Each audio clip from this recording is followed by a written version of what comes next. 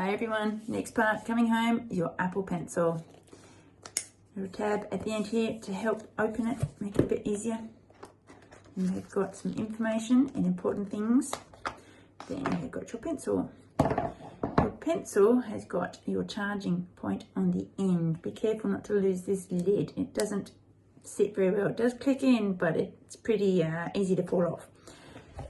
While you're not using it, inside your case you have got a very handy storage slot. So pop your pen in there or your pencil in there, keep it safe.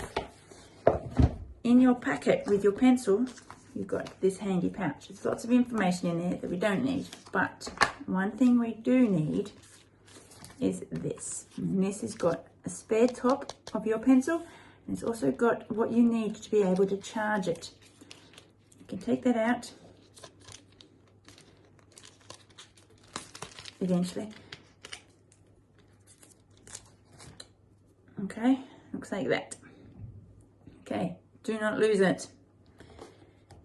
Your pencil on the end here, when you need to charge it, you can plug it in to here, and it's got a little circle at one end, if you can see that, and then blank the other end. So the circle plugs into your pencil, and then you get your cable, which I have dropped. Here it is.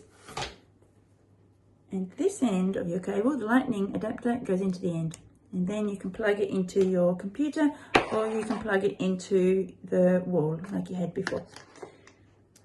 You can also plug it into your iPad and it can charge through that. When you're not using this part, either leave it attached to your cable, or I've discovered you can put it in this part of your case. But it's a bit tricky to get out, but it's not going to move out of there very easily. And then once it's got charged, you're away. That's all you need to do. It's very simple.